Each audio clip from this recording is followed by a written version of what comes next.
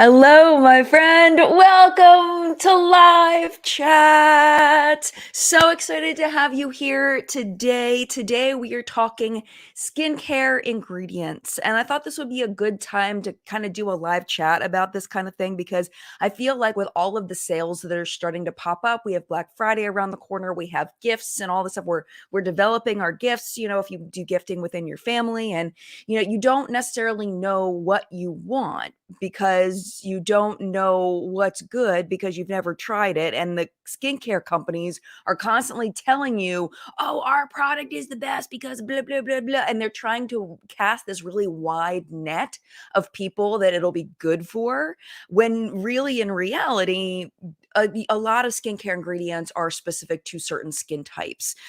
So I think that it's important to have, if you're looking for new skincare, to have a base knowledge of skincare ingredients so you can kind of tweak your things you might want to try, especially if you don't have a personal dermatologist to ask. I know I don't. That's something I'm looking for. That's one of my goals in 2022 is 2023 is to have a personal dermatologist that I can go to. I want to get like that full skin cancer body check thing. Like I want to do like all of the things. So that's one of my goals. But not having a dermatologist, it's expensive. It's freaking expensive.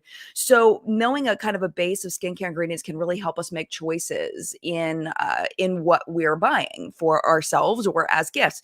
So I found this article. It was the top 10 most searched skincare ingredients on Beauty Packaging. Beauty Packaging is it sounds like a lame website, but they have really great articles on there. If you want a spoiler, I have the link down in the video description if you want to just look at all of the top 10 now. We're going to start at number 10 and we're going to go to number 1 and talk about, is that ingredient legit? And then why are people searching for it? What is the deal with it? Because it may not be because it's a good ingredient. It may be because it's a controversial ingredient or people don't know if it works or, people are trying to find information about it. So this is the deal with the article. It's a company called Tajmili. All they did was they analyzed Google searches over 200 different skincare ingredients to reveal which ones were the most searched online. That's it. They just looked at Google data. That was it, to find out which ones were the most searched. So we're going to start with number 10 in just a moment, and then we'll work our way to number 1, the most searched ingredient. But before we do, I do want to say hello very quickly to the collective brain of makeup awesomeness, also known as the people that are here in live chat. They should be hanging out right over here on the replay. If you are watching on the replay, you are part of the collective brain as well. You are going to participate in the comment section down below. And I get asked sometimes, Jen, what do you mean by collective brain? What is that? What even is that? That sounds so lame. And it's like, no, it's really not lame. It's really amazing because all it means is that we are all working together in a collective to share our brain space. You think about all the things we'd be able to do as a society if we could just build on each other over the generations. If we could just learn from other people and their mistakes in the past and then move on from there, so if I can just learn from you all can learn from me. We can all be one collective brain. We'll be much further ahead in life and in the choices that we make. So that's why it's the collective brain of makeup awesomeness. So if you're here on the replay, you're down in the comment section down below. If you're live, you're in the chat right over yonder. So let's say hello to the people that are here live. Andrea, hello. So hello. Happy Sunday morning. Nice cool fall day in southwestern Ontario. Yeah, it's let's see, 45 and mostly sunny here, according to my little doodad at the bottom of my screen. Jilly Mack, happy Sunday to you. Crystal, hello. Good morning from Southern California. Good morning. Roya, hello. So good to see you. Good morning and happy Sunday. Hi, Flory and the rest of the mods. So good to see you here. Teresa and Audra and Steph, and of course, John, who's sitting over here, my lovely husband who sits and moderates chats for me. Thank you so much for keeping us a nice, safe space and kicking out the spam and all of that. Flory says, good morning, beauty lovers. Welcome to Sunday chat. I hope everyone is doing well. And speaking of that, I am reading all of the things so that you can feel free to listen like a podcast, or if you're visually impaired, you don't have to worry about it. I'm going to tell you all the things. You don't have to look at the screen. You can, but you don't necessarily have to in order to enjoy chat. Tracy, so good to see you. Happy Sunday. Sandy, ooh, love the weight screen. It's so gorgeous. Well, thank you so much. Thank you. Hi, Liz. Hello, good to see you. Jenna, good morning. Happy Sunday to you. And if I did not say good morning to you, good morning to you. Thank you so much for being here. I did see that my old friend Daniel is here, who we've known each other for what, since 1999, 2000 maybe. Thank you for being here, Daniel. I know you're not a makeup dude.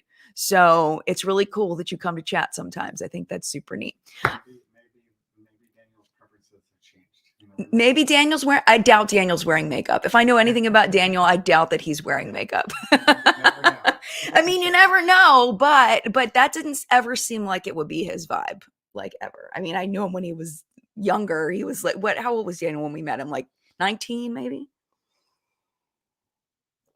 But anyway, thank you for being here. And if I didn't say hello, thank you so much for being here as well. Oh my goodness, Dion's making a gumbo.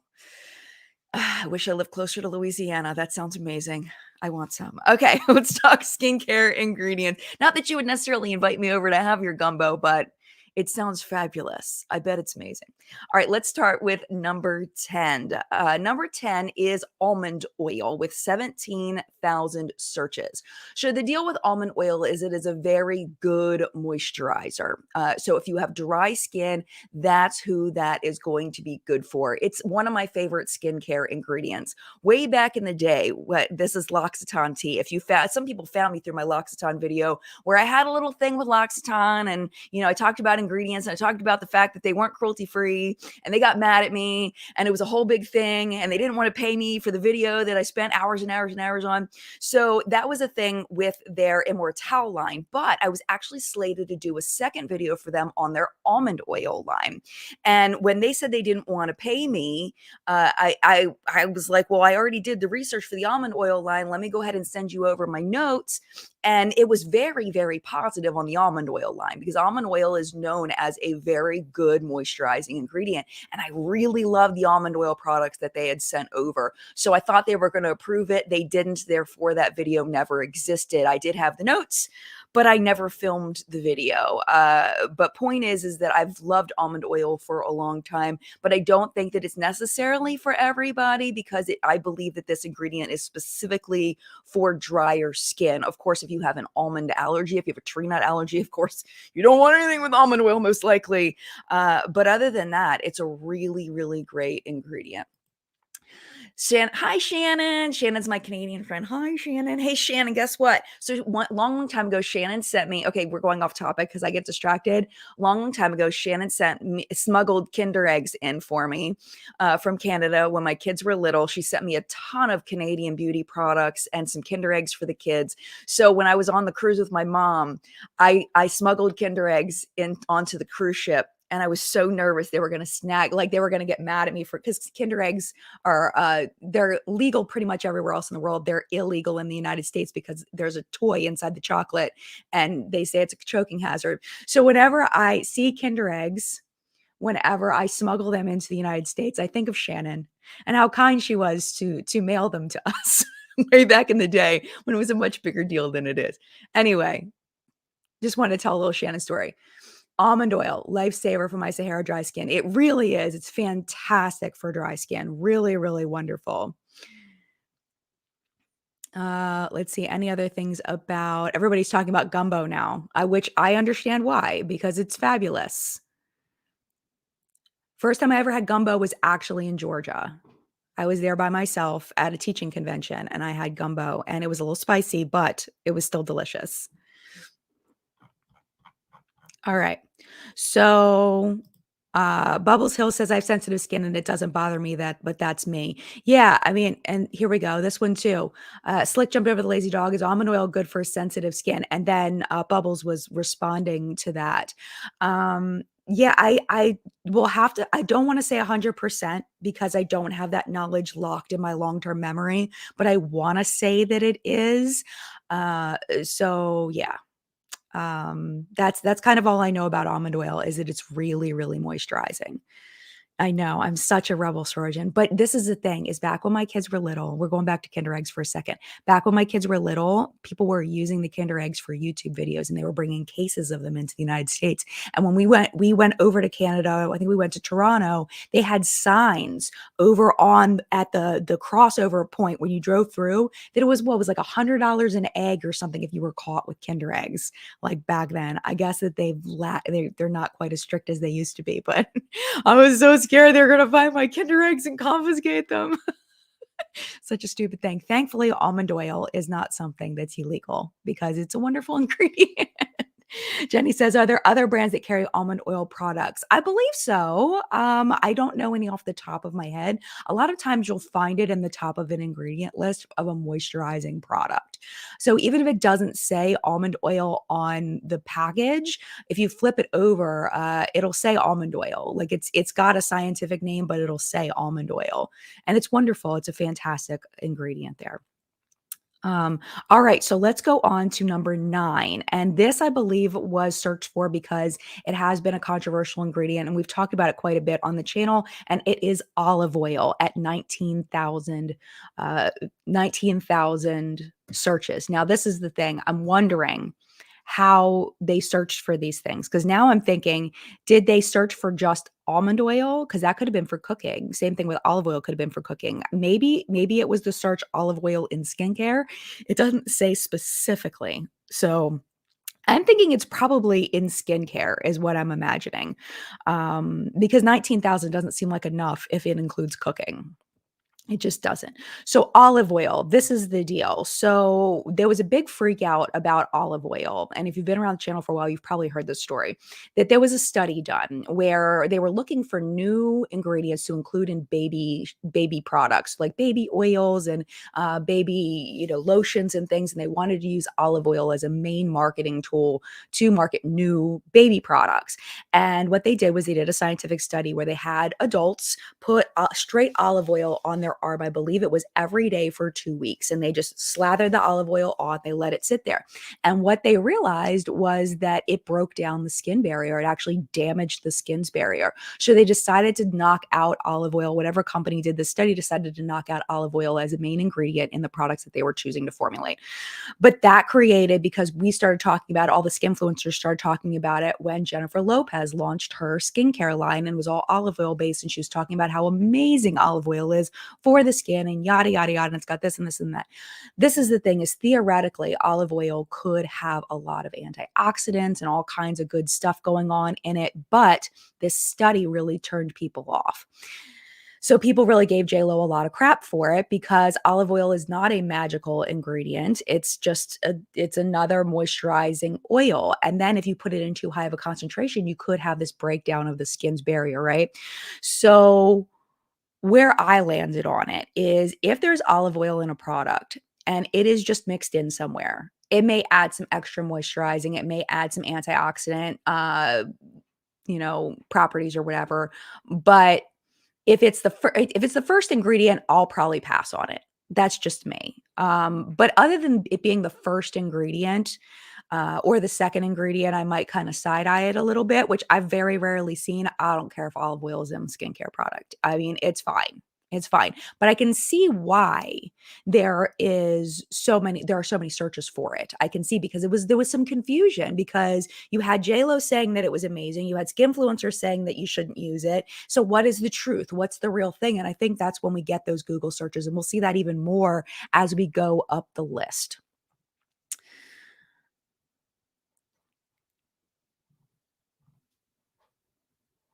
Let's see.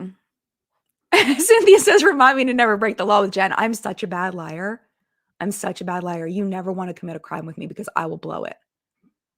I'm a horrible liar. I look so guilty. Like, I can't even imagine people scanning my bags going into Canada. I just had to keep my head down because I know I get that guilty face on. And I was it wasn't like I was bringing guns or drugs in. It was just chocolate, but still, I really wanted them. Let's see. I'm going to Oh, Joe says, by the way, almond oil is antibacterial and full of vitamin A, so it can be used to treat acne. Nice. And I think I had that, I've learned that somewhere. I do believe that that's true. It's making memories go back into my brain. I do think that that's true. I don't know about treating acne though. I do think that it is an antibacterial. I don't know about treating. I'd have to Google that and like in the things that but I'm not saying it's not. I would want to like solidify that in my brain with sources that I like, know really well. Because I worry about oils and acne, moisturizing oils specifically and acne, and whether it'll just be too much and uncomfortable on the skin, number one, where if you already have oily skin, putting an oil on top can really make your skin feel pretty damn terrible. So I know that there are certain oils that are better for oily skin than others, and I know almond oil is a pretty oily oil. So yeah, I don't know. I'm not sure. Michelle, I've used olive oil in a pinch to remove stubborn liquid lipstick, and we talked about this, Michelle, a couple of weeks ago. There was a product that doubled as a lipstick remover, a liquid lipstick remover, and a sleeping mask, a lip sleeping mask. And we were talking about can you use a lip sleeping mask of any kind in order to remove liquid lipstick? And most people in the comments were saying absolutely yes. That one particular had sunflower seed oil in the base, but I would imagine olive oil would be fine. Coconut oil would be great for that. Yeah, Jamie says there are a few companies which I could think of now, but they put almond oil in the lipstick. Yeah, yeah, that makes perfect sense for moisturizing, 100%.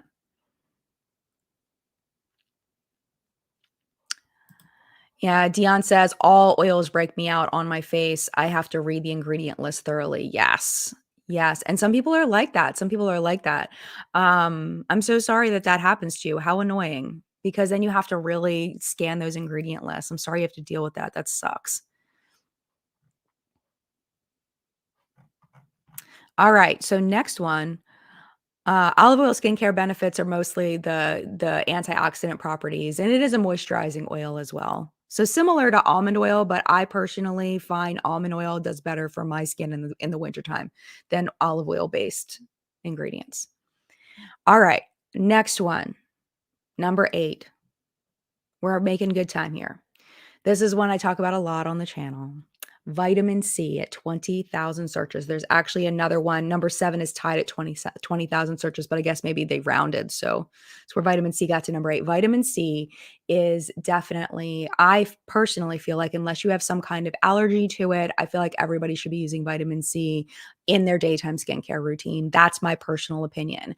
The thing about vitamin C is that it's confusing, which is why I think it's got high searches. It's a very confusing ingredient because there are so many different versions of vitamin C. There's all these different, names for it.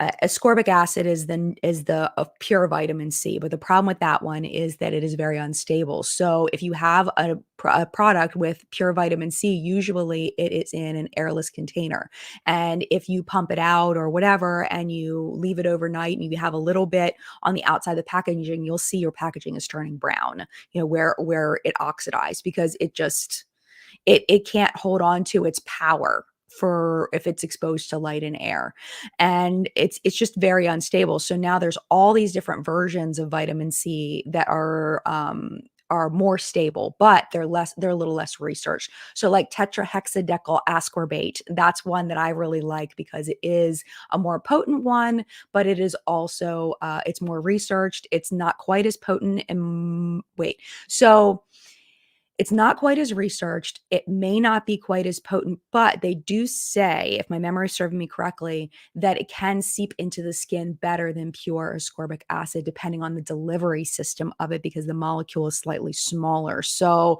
that's tetrahexadecyl ascorbate. Anything you see ascorb anything, it's probably vitamin C.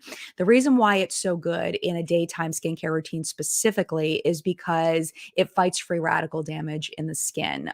So when you're exposed to sunlight, it helps to fight against sun damage. It can also help your skin with current sun damage. So it can help with fading of dark spots that were caused by the sun. And it's just an overall fantastic ingredient to have in your skincare routine for anybody, in my opinion, unless for some reason you are allergic or sensitive to it. I've been using vitamin C in my daytime skincare routine for years now, and I love it. Whenever I run out of one, I replace it with another one. So I can see why that one is searched for a lot, because there are so many different types, and there are ones that are less researched and maybe don't seep in quite as well. So if you're really looking to research vitamin C and you're looking at a product, look at the ascorb. Whatever one says ascorb is going to be your vitamin C. Just do a quick Google search of, so and so ingredient in skincare. The Derm Review is fantastic.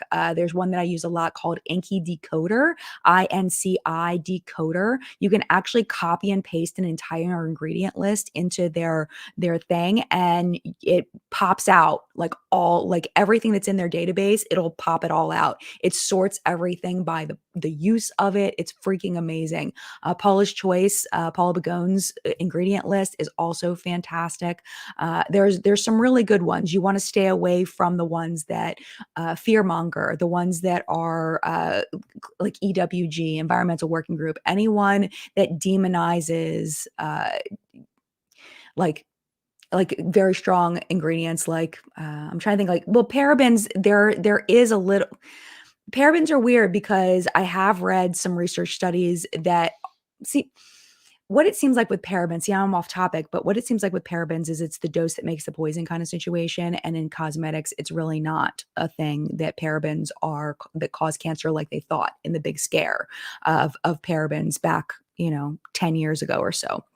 So EWG, Environmental Working Group, they're very much advocates for clean beauty, and they demonize things like mineral oil and parabens and things like that aren't necessarily terrible for your skin. They're just not. Mineral oil is a great occlusive to lock in moisture. So staying away from anybody that feels like they're fear mongering, like demonizing things that are like whatever, and sticking with the more legit ones. That Inky Decoder is really good. Paula's Choice and the Derm Review are my favorites. So look up that vitamin C ingredient in one of those, is my opinion on that. Jilly Mack, thank you so much for becoming a member, and thank you for all of your comments that you've been leaving on my videos. I really, really appreciate it. Thank you for coming to chat. You are awesome. She was a member before. Her credit card was just stolen, so she's updating it. Oh, I thought you were. Well, thank you. Thank you. She was a member before, but her credit card got stolen. I'm sorry you had to deal with that. That really sucks. That's crappy. She been a member. The reason why vitamin C in the daytime, you can use it at night. The reason why vitamin C in the daytime is because it helps fight free radical damage from the sun. So you get your biggest bang for your buck when you're using it during the day. That's theoretically. Theoretically, you're using it during the day helps with sun's rays specifically. So definitely don't use it instead of a sunscreen. Absolutely not. But I mean, you can use it either way, but I like to use it during the day because I feel like I'm getting a little extra something when I use it during the day. So, and you don't have to get a really expensive one. Like here, Jamie says, I use the Anki List Vitamin C plus EGF. Definitely have noticed a fading of my hyperpigmentation using it before sunscreen. See, there you go. You don't have to buy a super expensive, none of this stuff needs to be expensive. Very important. None of it needs to be expensive. And the more you know about ingredients, I feel like the less you need to spend. Because I feel like a lot of times, not always, of course, nothing's an absolute, but I feel like you can find, like you're saying with the Anki List, if you know more about ingredients, you can find those hidden gems from brands like The Ordinary and the Anki List and know how to use them. So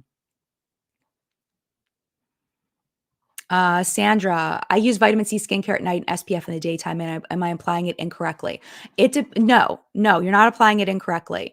You can use, this is my impression. I'm not a dermatologist. I'm just a geek. I'm just an ingredient geek. Vitamin C skincare, you absolutely can use at night. I would personally, I feel like I want to use my retinols at night.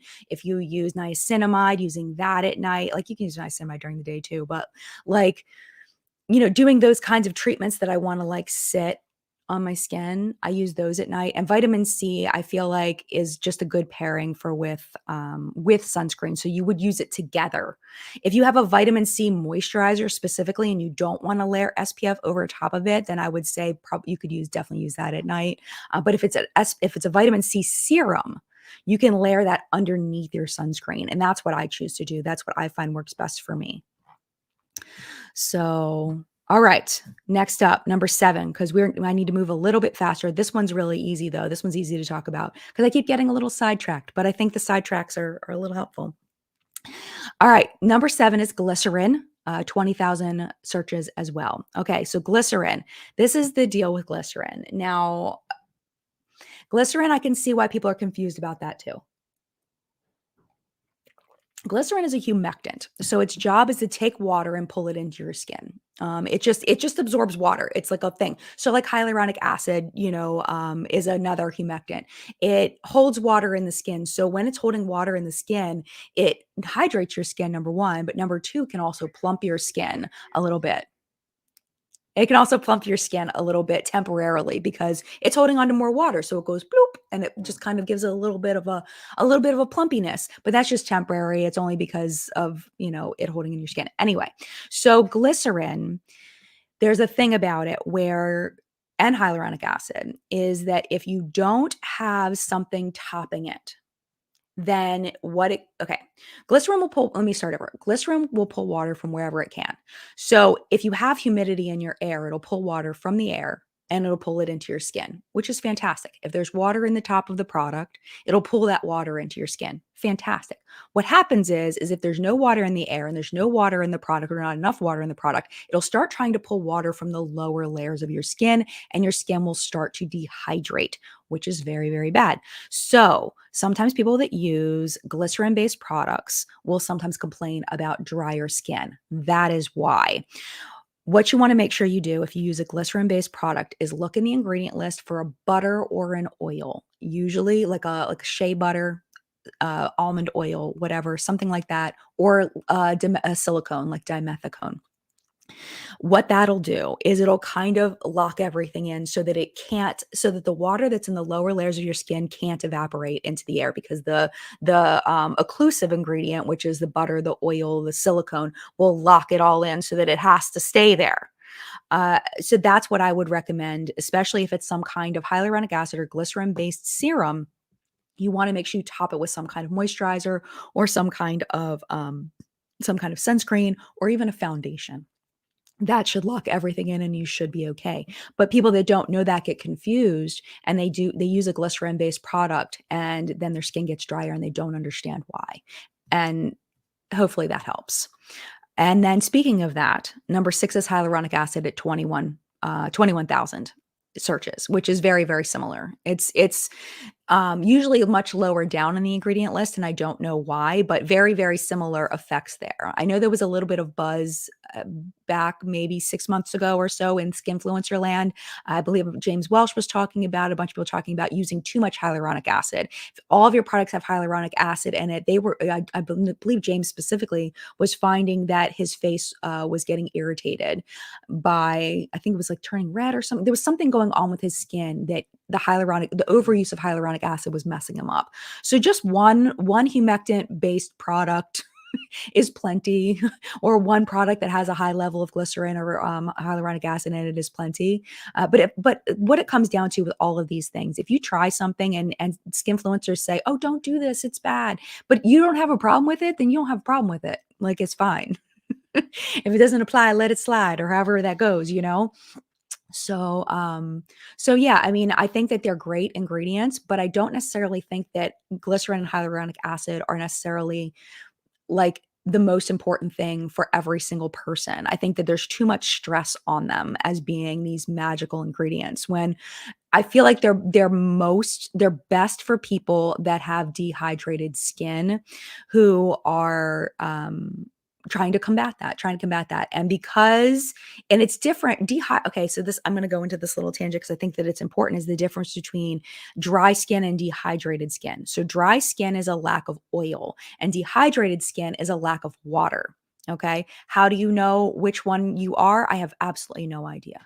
But I do know that if you have oily skin, you can have dehydrated skin as well. Because if you have dehydrated skin, your skin can say, "Oh, I need more hydration," and then have an overproduction of oil because of it, and therefore your skin becomes more oily because your skin is dehydrated. So using a product that has glycerin or hyaluronic acid in it can help to combat that and tell your skin, "Look, we're okay. We're all right. We're fine. We don't need to produce all of this oil."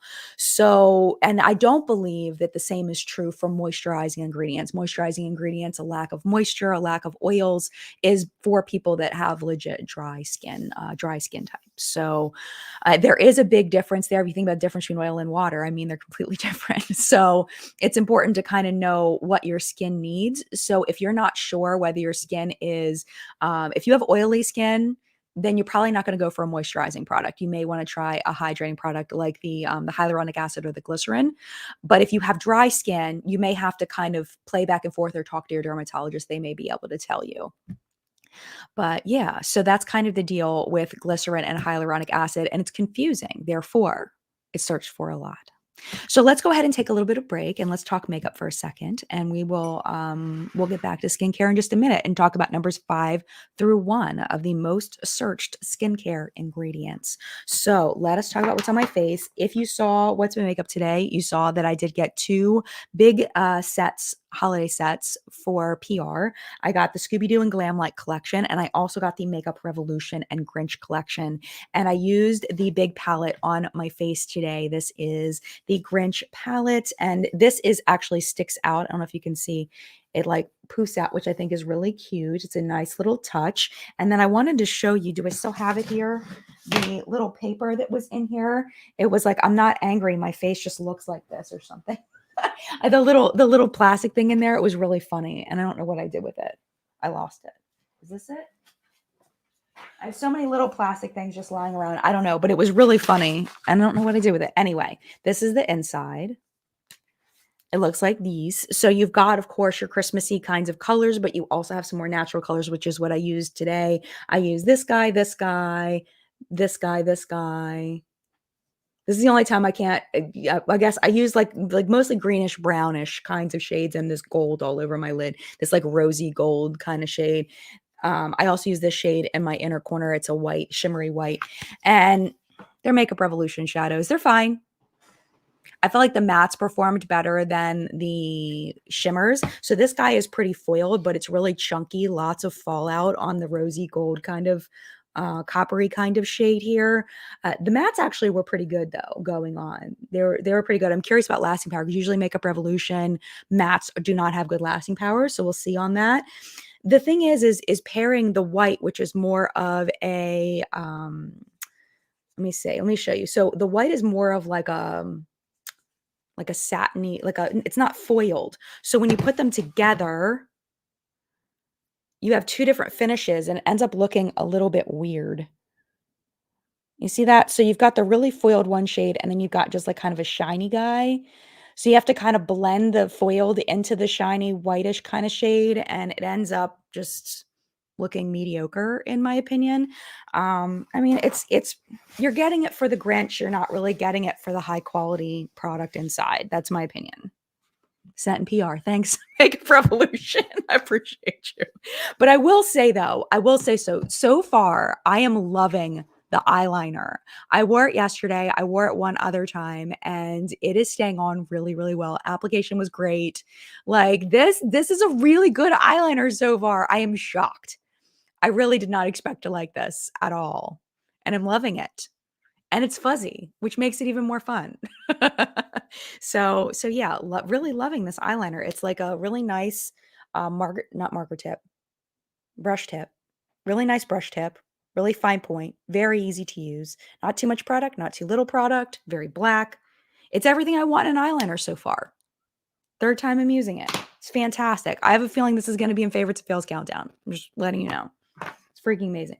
On my cheeks, this was set in PR a while ago from Koki. This is their soft gradient blush and cheeky. I feel like this would be a really nice gift for you or for somebody else, just because the pattern in here is so pretty. And these are wonderful blushes. They're not super duper uber expensive either, which is nice. And then on my lips, this is purchased from Rose Inc. I got that little lip set. So this is in the shade Poetic, and that is all that's on my lips, is this little baby Rose Inc. Lipstick. Moisturizing to go on, but then starts drying out. Like right now, I feel like I need a lip balm. But I think that it's going to have a longer lasting power. I haven't used these a whole lot yet. It feels like it's going to have a longer lasting power, but it's a tad bit dry, just sitting on my lips now. It might be because I'm talking so much too. That might be a thing.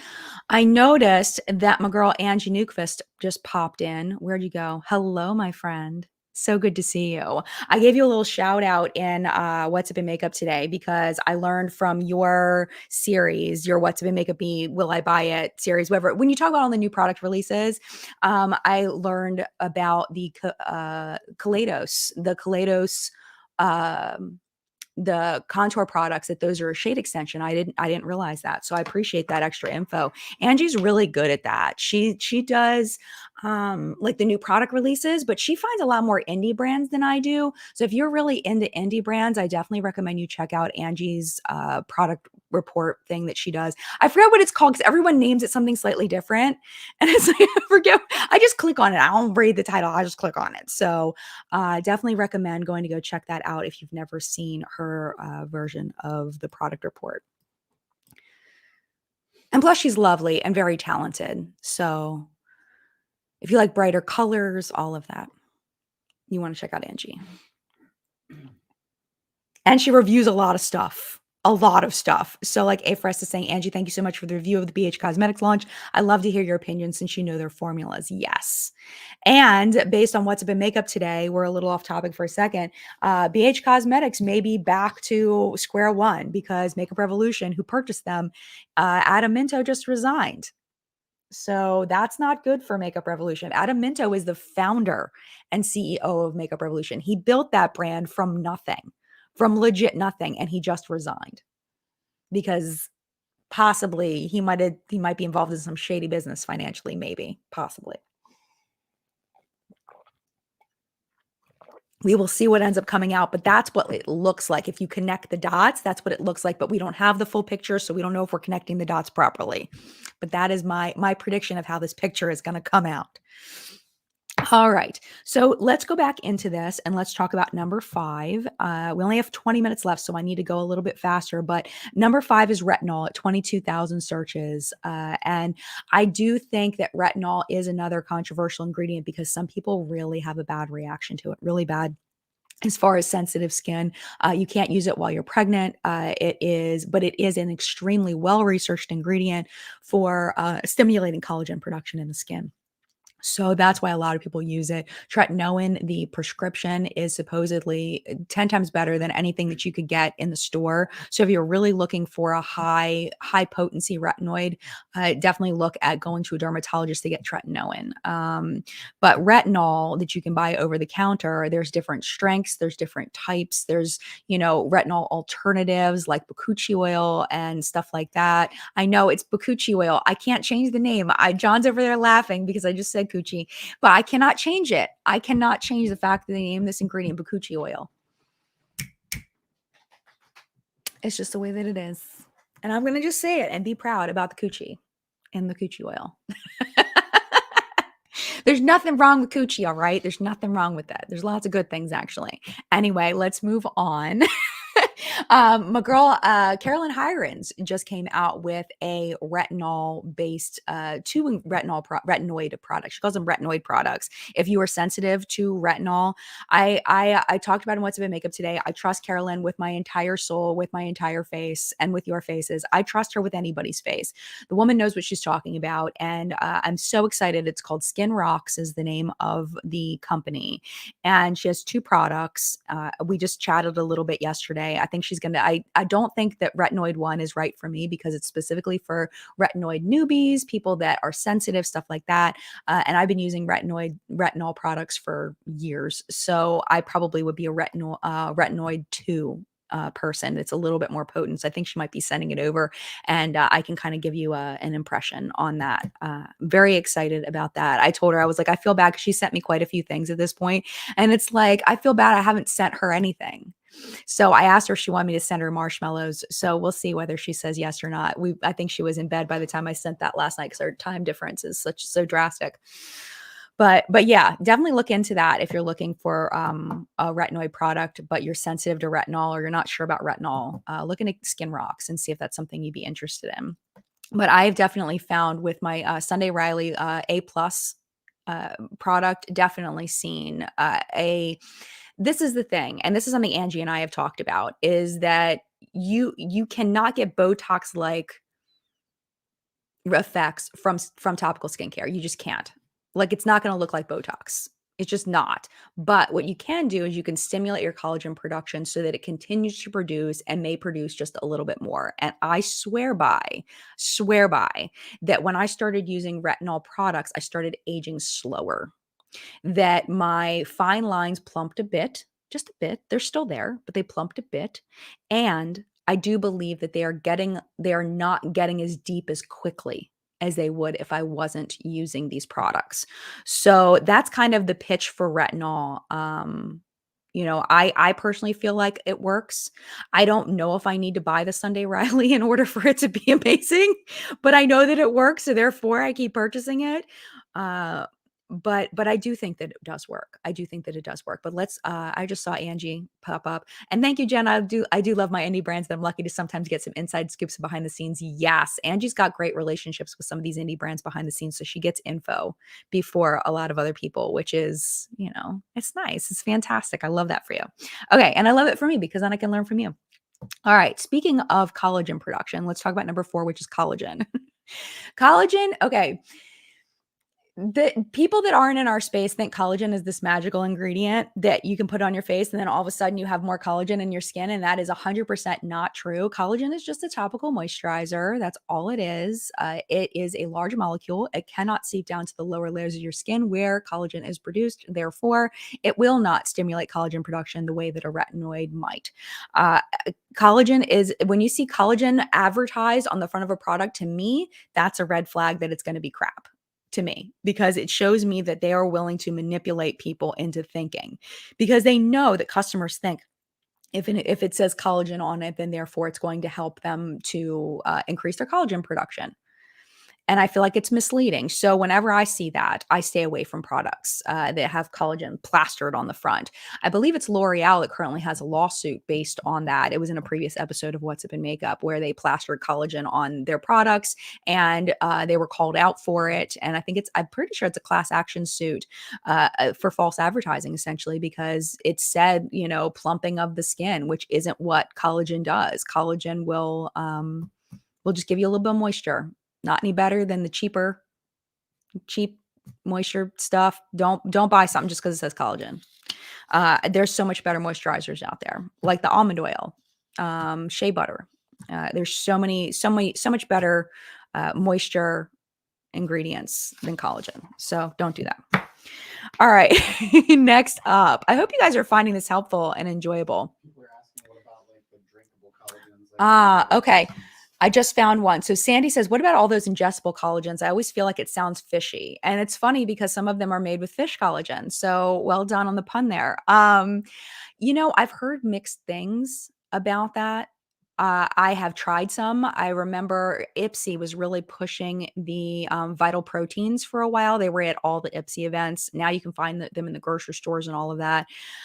I've seen mixed things. I think some research studies do say there is some evidence that it could encourage collagen production in the skin, but it's not something I would like bet my whole soul on, It's possible, but I haven't seen enough evidence for me to fully buy into it. That's just me personally, but there is some evidence. So, yeah. It could do nothing. It could do something. And I don't know enough nutritionally the benefits there. I think there's some nutritional benefits as well to some of those Vital Protein things. So, yeah. Yeah. John said he thinks that they're more about the nutrition, and that's definitely not my field of expertise. So, yeah. Yeah, Angie says, no, eating collagen will help with nothing. That is not how the stomach works." Yeah. I did see a study that said that there was something about collagen synthesis from ingesting collagen, but that's what I'm saying is like I haven't seen enough for me to buy into it. Even though I have tried those products before, it's like, meh, and they're expensive. They're really, really expensive. So I would definitely talk to your doctor before doing any of those things to see if it's even worth it, see what they think, or a nutritionist if you have a nutritionist. But yes, absolutely team science, 100%, 100% team science. All right, let's move on to number 3. Number 3 is lactic acid. Lactic acid is the one of the acids that I personally know the least about. So I'm going to go to the article. Lactic acid, from what I remember, is a more gentle form of topical skincare when you say an acid. So usually, like it's an AHA or a BHA. AHAs are usually for like an anti-aging, not anti-aging. AHAs are normally for sloughing off dead skin cells. So we're thinking like glycolic acid, stuff like that. BHAs are more for cleaning out the pore lining. So that's salicylic acid. Those are the main ones. So lactic acid, it's found in exfoliation products, reportedly helps to remove dead skin cells, helping skin appear smoother and more youthful in appearance. This is directly from the article. It says, interesting, there's no lactic acid product specific searches in our top 30 product search findings. This suggests that people may be spotting the ingredient on the packaging of their skincare and are Googling it to find out more. So lactic acid, from what I understand, is just kind of a more gentle version of what glycolic acid does. But I honestly, it's been off my radar, lactic acid. I haven't really done a whole lot with it, and I would rather say that than tell you things that are wrong. So yeah, I mean, if you are sensitive to glycolic acid, or if you have sensitive skin, that may be something you want to look into and talk to your doctor about. I've heard great things, Mama Goonie, about the Ordinary's lactic acid, like you're saying. I've heard wonderful things. I'm surprised, Ray Day, I will tell you, niacinamide is not on this list. And I'm wondering if it's because it's a little more difficult to spell. I don't know. Maybe because people might be spelling it in different versions, and therefore it's not popping up. That's what I'm thinking might happen with niacinamide, because that is also, it's a very complex ingredient. It does a lot of things. And also some people get flushing from niacinamide. Yeah, same thing. Yeah, Joey said the same thing. Niacinamide is not on this list. Honestly, I do think that people are just probably spelling it wrong. And that's why it's not popping up, where these are all, very hyaluronic acid. That's the only one that I think is difficult to spell. I always spell hyaluronic acid wrong. So Dion, Sunday Rally, Good Genes lactic acid changed my life. Amazing glowing skin. Yes. And I've tried Good Genes, but I found I was partial to the A+ over the Good Genes. But that's just probably because I got the opportunity to try a full size before I got a chance to try the Good Genes in a full size. So I had more opportunity to use more of it over a longer period of time. Yes. Yes, PHA, polyhydroxy acid. I believe so. I believe you're right. But I don't want to speak too much about it, because honestly, I don't have a lot in my long-term memory about it.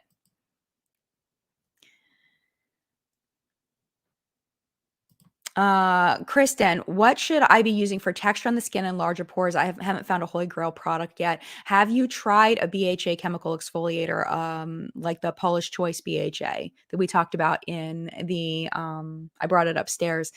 The kit that I did, the holiday kit, there's a Polish Choice BHA chemical exfoliator. I believe the small version, the 1 ounce, is $13, something like that, at Sephora, to try it out.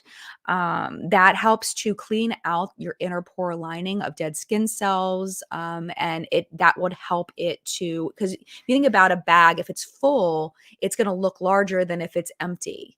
So it's not that the bag is changing sizes, it's just the difference of whether it's full versus it's been cleaned out. So that's kind of what happens with your pore when you use a BHA chemical exfoliator, is it cleans out all the dead skin cells and your inner pore lining, so it helps your pores to look smaller. And then also it helps with oil production, to have less oil production. So that's kind of what I would say to look at if you've never done a BHA chemical exfoliator. Oh, Miss T Bikini, tease of your title got me in here. What is subscription that went bankrupt? That's What's Been Makeup. Go over there and watch that. I'm not gonna spoil it for you. Go watch it. Click on it. Why would I lose your click? I need your click. I need all the clicks. That's the other one. That's What's Been Makeup. Go watch it. You'll love it. You'll love it. It'll be worth your time, I promise. All right, we have 10 minutes left. We have 2 more ingredients to talk about. Okay, I just want to make sure. Yes, Ivana. Yes, Ivania says to pores lose their elasticity as we age. A tightened serum will helps the appearance. Yes, definitely. All right, here we go. Number 2, vitamin E. Vitamin E? Really? Vitamin E? Okay, so the only thing that I've heard vitamin E is good for is for scars. All those vitamin E oils, if you put them on scars, supposedly it helps to lessen the severity of the scar if the scar is fresh. If it's a brand new scar, if it's an old scar, then I don't think that can do anything. But it's like moisturizing. I don't think it really, like from what I've heard, it doesn't do a ton, vitamin E. But this is what the article says. It says, in terms of the most popular vitamin E skincare vitamins, wait, slow down, Jen. In terms of the most popular vitamin E skincare products, vitamin E cream is way out in front with 34,000 monthly searches. Vitamin E oil, 21,000 monthly searches, is in second place, followed by vitamin E serum with 9,700 searches per month, respectively. Even though these products are in such high demand, people still question vitamin E benefits for the skin 11,000 times a month. This is the thing: is vitamin E is in a lot of lip products. Because it's supposed to be skin healing, which is good. But a lot of times it's used in skincare products as part of the preservative system.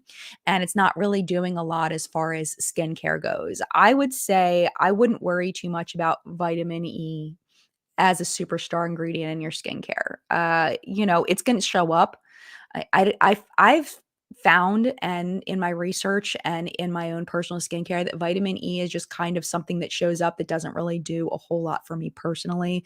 I did have a mole removed here on my boob right here. I have a little spot, and the stitches came open as it was healing. So I have a little football shaped scar there.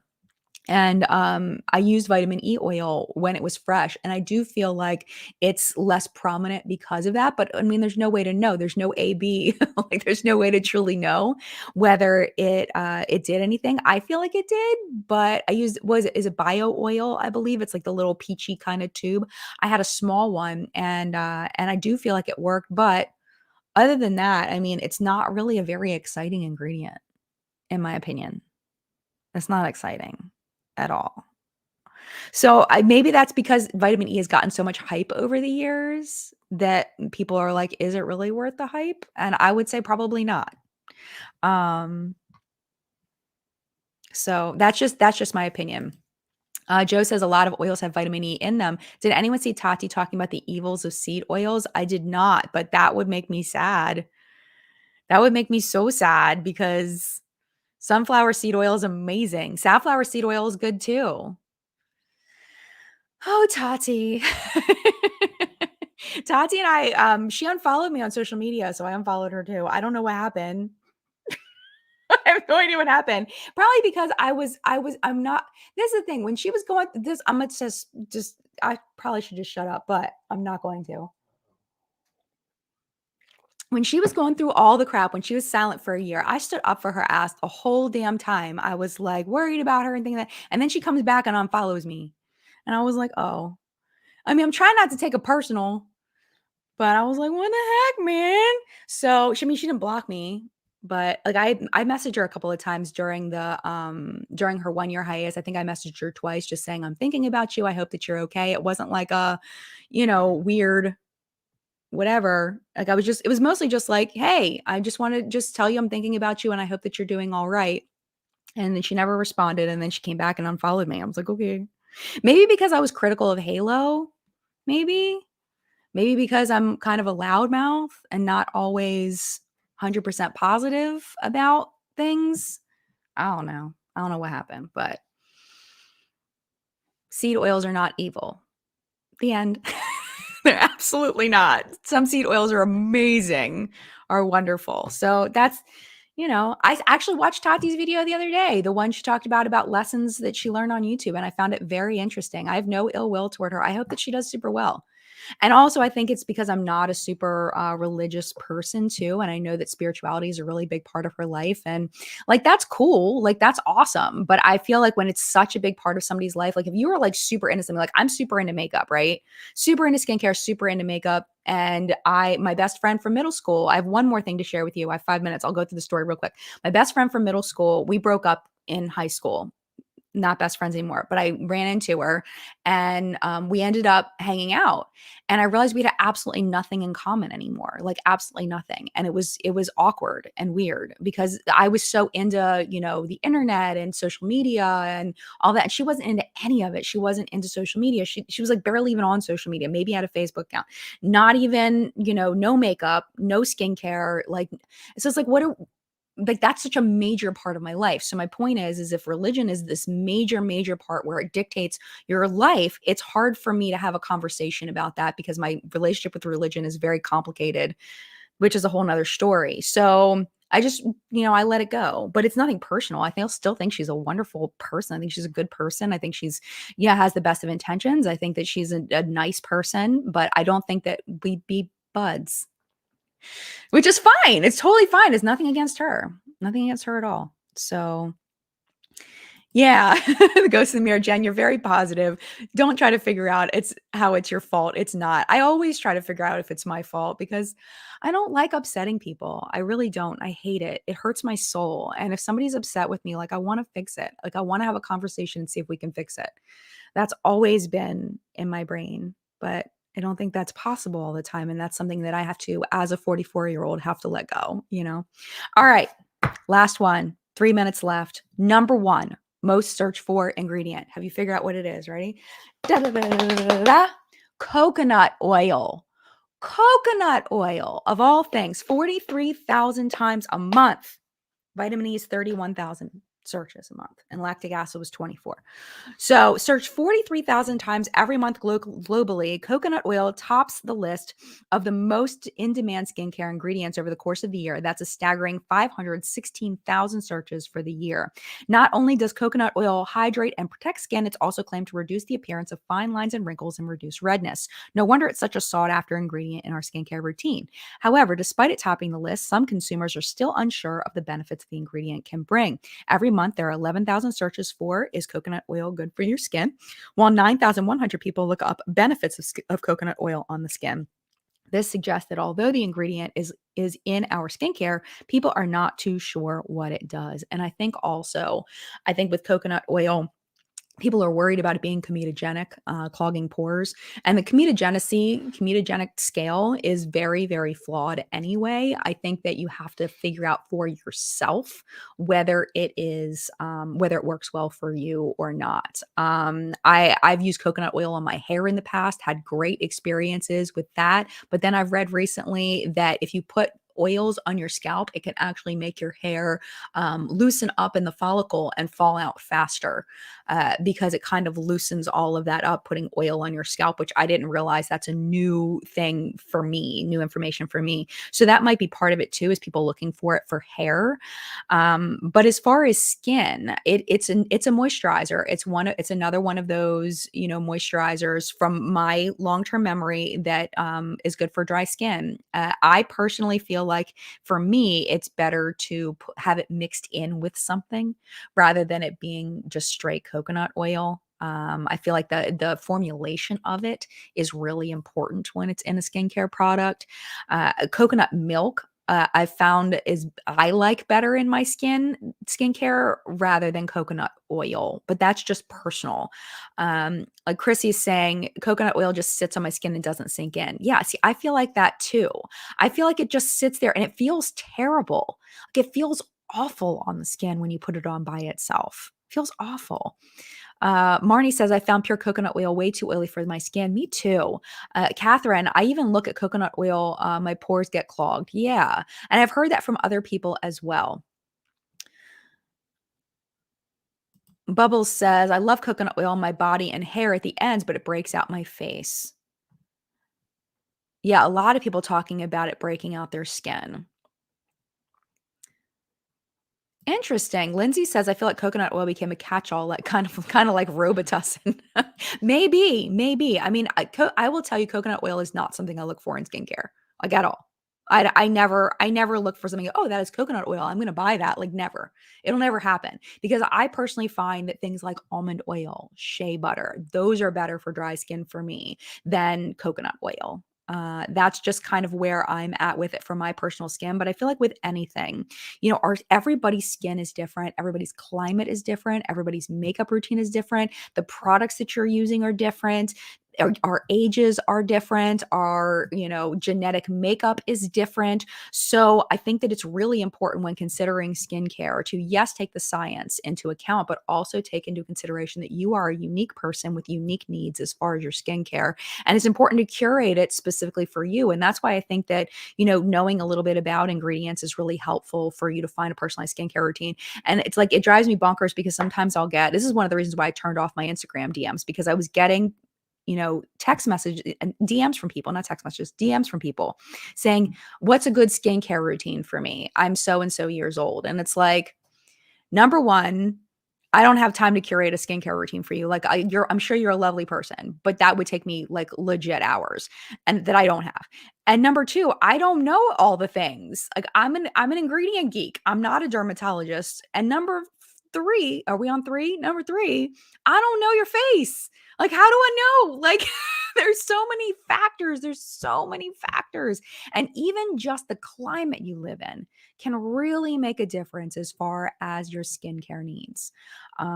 People don't think about that sometimes. And also, what worked for you when you were 25 might not work for you when you're 35 and 45 and 55 and 65, So there's so many factors involved is what I'm saying. So you really have to kind of play around and figure it out. And I think like we were talking about earlier, brands like The Ordinary and the Inkey List are a great way to use a lower cost skincare, try out an ingredient, mix it in your routine, and see if you like the way that it looks, the way that your skin looks. And if you do, then maybe invest in a more expensive product. But don't invest all these, thousands of dollars, hundreds of dollars in a skincare routine that you're not sure if it's going to work because you don't know. You've only heard about it from other people.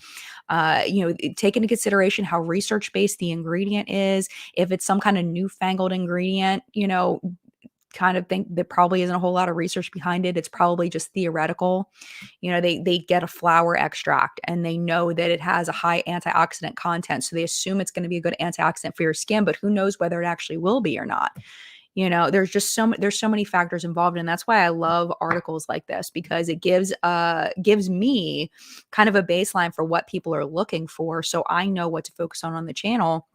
And also, I know what to share here in live chat for a chat like this. So thank you so much for being here. I hope you enjoyed live chat. We're 3 minutes over, so I'm going to go ahead and 2 minutes over. I'm going to go ahead and pop off here. Thank you so much for being here. I hope you enjoyed it and found it helpful. If there's anything that I got wrong, if you're a skincare professional, definitely let me know down in the comments, because I don't want to spread misinformation. I want to make sure that I'm giving you the best information possible. And if I'm wrong on something, just let me know.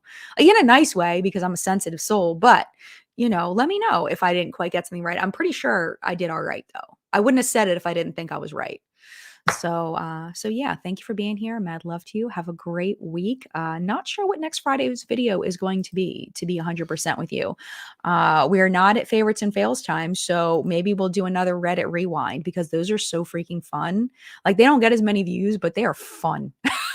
So I might do a Reddit rewind next week because they're great. That's when we put on makeup that is like rewind from my collection, like old makeup that's just sitting around that I haven't used in a while. And we talk about things that happened on Reddit that week. And I might even extend it to TikTok, or no, I can't. I can't extend it to TikTok unless it's on Reddit, because then it's not Reddit rewind. So thinking out loud. All right, I'm going now. All right, mad love. Have a great week. I'll see you later. Not today. Well, unless you watch Switch and Makeup, then shut up, Jen. All right, bye.